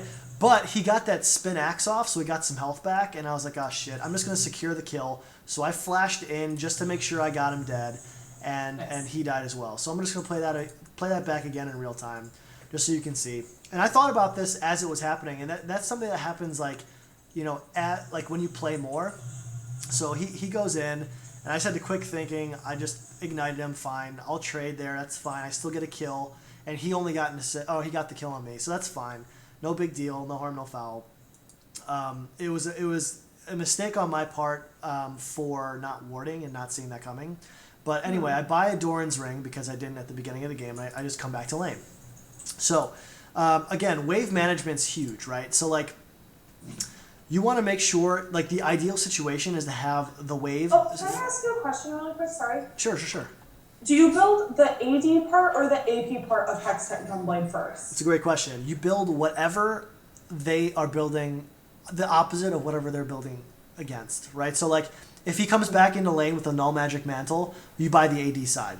If they come back with armor, and that'll never happen, but if they somehow come back with armor, then you buy the AP side. All right. Okay. So if in doubt and you don't see what they bought, just go AD side every time. Because they'll almost always buy magic resist. So what I'm doing now is I'm freezing the lane. Okay, so I'm just going to sit here and last hit. So the Darius cannot even come to CS.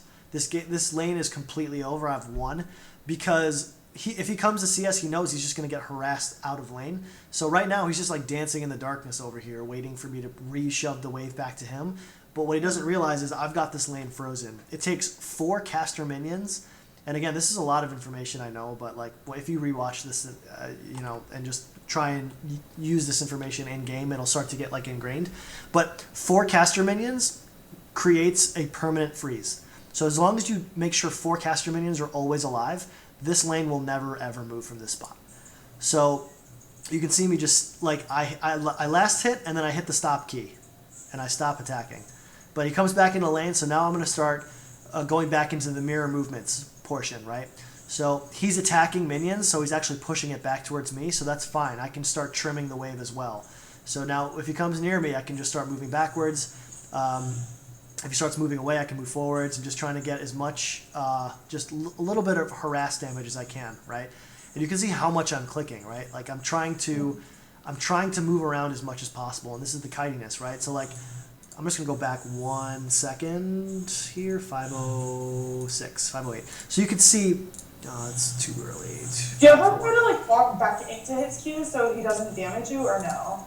Say that again? Like, because you know how there's a little radius inside of the Q where he doesn't do any damage? Yeah. Do you ever try to walk into it, or do you just take the damage but get away from him? Yeah, only if he like flashes onto you and he's really close, then you can go right on top of him. But generally you're going to be on the outskirts, so you just want to just stay away. Like you have to run too far to get on the outskirts, and you don't want to take that risk. So you can see like right now he's hiding in this bush, so I want to get as close to that bush as possible. So when he pops out, I can harass him, but also being at a spot where if he makes a mistake and like tries to all in me or like do a bunch of damage, I can just kill him. And like I showed you before when I was at tower, I would rather be over here than over here, right? Like I'm still like, if you draw an arc around this this brush, that's like his Q range. Any point like here, like they're all thinking about that strategy in general, equivalent, right? Like I can still auto him from here, right, and do damage. But if he runs away, like I'm not going to be able to do extra damage. But if I'm over here and he pops out of the brush and then starts to run away, I'm going to be attacking him the whole way, right? So that's just the positioning thing that I do. So you can see as soon as he goes in that brush, you can see me positioning myself down here. So if a fight breaks out, I'm just going to murder him, right? So like he hooks me in, that's fine. I blind him as soon as he hooks me in, and now this is all free damage, right? So now I'm in position, right? I'm not over here, I'm over here. He's just dead. I saw how much health he had going in the brush. I can just literally chase him down and kill him now. There's nothing he can do about this, right? So he tries valiantly to like not die, but he dies anyway. So you can see now, like I'm level 5. I think he's still level 3. He's got, I think, like 12 CS. I've got 24. So I've already got 2 on him now. So okay, I've killed my laner. What do I do now, right? Do I back immediately? No, right? I shove the wave as hard as I can into his tower, and luckily I hit level 6 on that, so I can shroom the wave. And I just go as fast as possible, and now I can back. And he's going to lose this entire wave to the tower before he can go back, right? So, and I think he took Ignite instead of Teleport, so he can't even teleport back, right? So I go back, I buy some attack speed, and I buy my Amp Tome, and I can tell if he was smart, he would freeze the lane in front of his tower.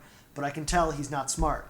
He just wants to get as much CS as he can while I'm not in lane. So this is a great tactic, is you take the golems on your way back to lane, because by the time he kills that whole wave and the next wave, his wave will be shoved back to my tower. It will be just essentially exactly how it was right before I killed him.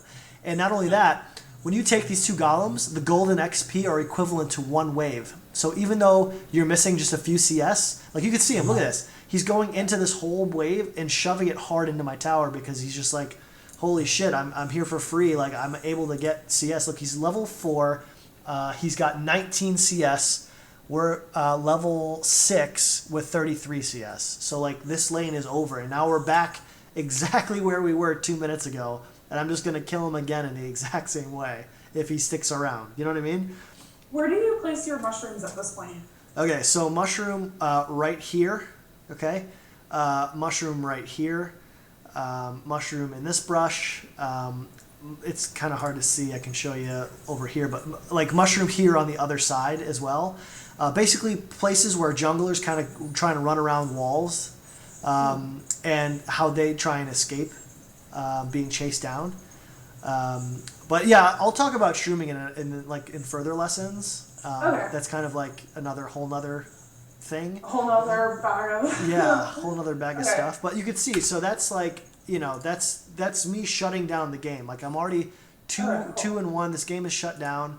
I'm going to show you just a couple more examples to really hammer it home for you. Let's go to this Cho'Gath game. The other thing I usually do is, like, if they have a dash, I'll put like a mushroom like behind me, Yeah. or, like right like where I'm standing, and Yeah. like stand like right next to it or right on top of it, and then when they come in, they like hit the mushroom. And Perfect. Yeah, that's perfect. That's that's called just putting a mushroom on at your feet. It's exactly what you should do.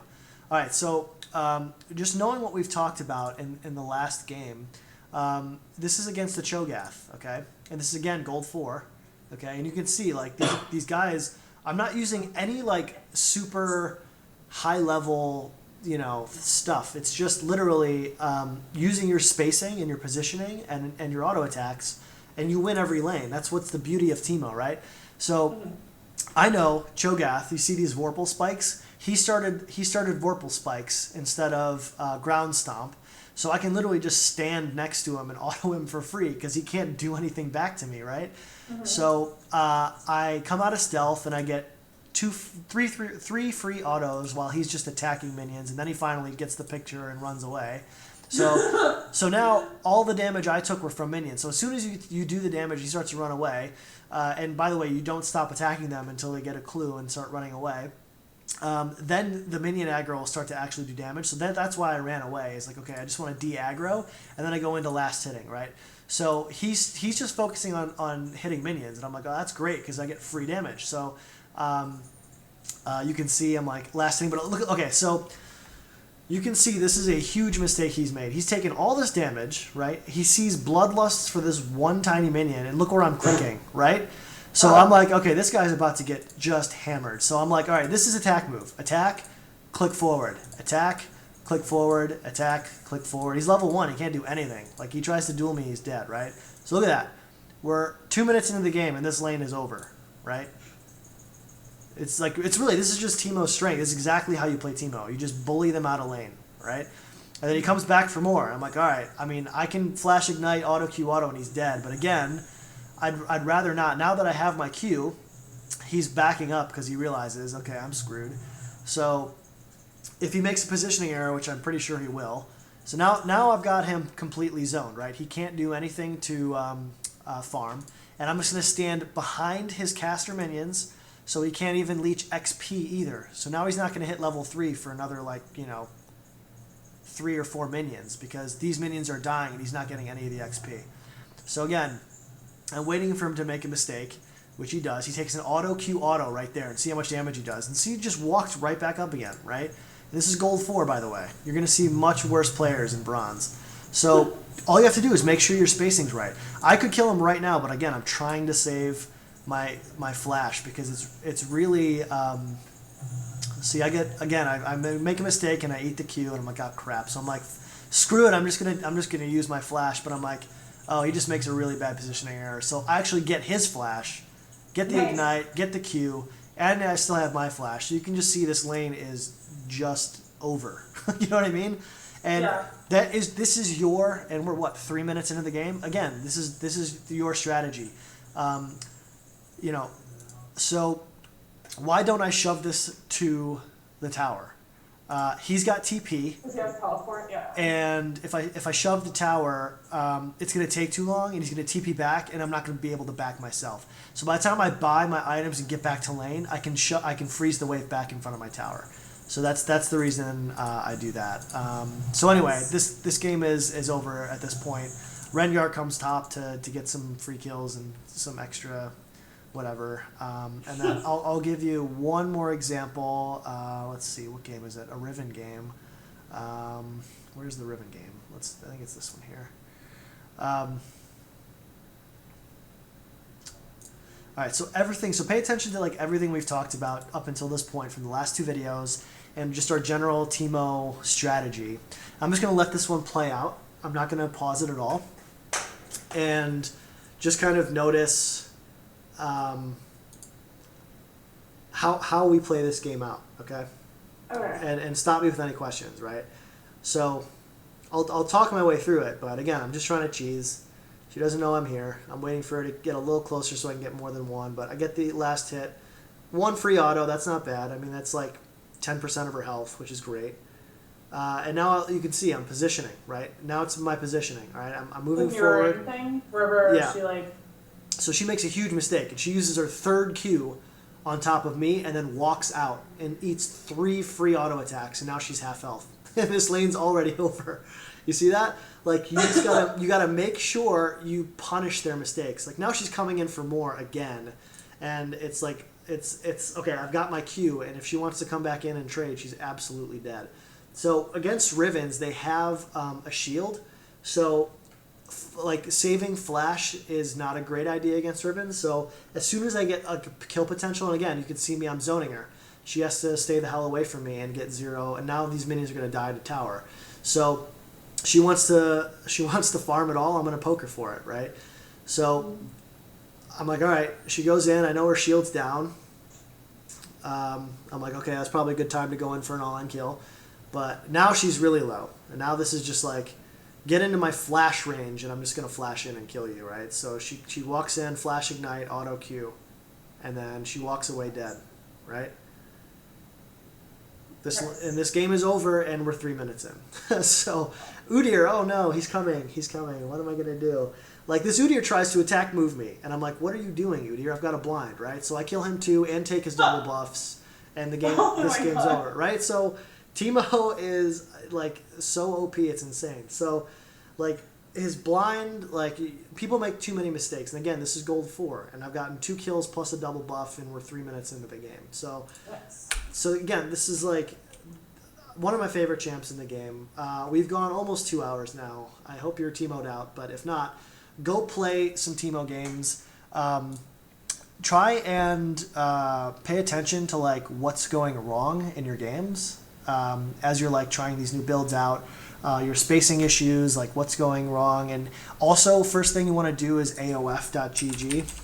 Put that into your chat. Okay. Sign up for that immediately so that it'll start recording all your games, and then like start marking some games for us to talk about, and then in like a week or 2 or however long it takes you to play like 30 games, come back, sign up for another lesson, and then we'll go through and take you to the next level. Okay, awesome. Thank you so much. This was super helpful. Yeah, no, you're welcome. I'll watch a bunch of your videos too. Yeah, cool. And if you have any, like, watch the coaching ones more than like the gameplay, because the gameplay is a little stale. But the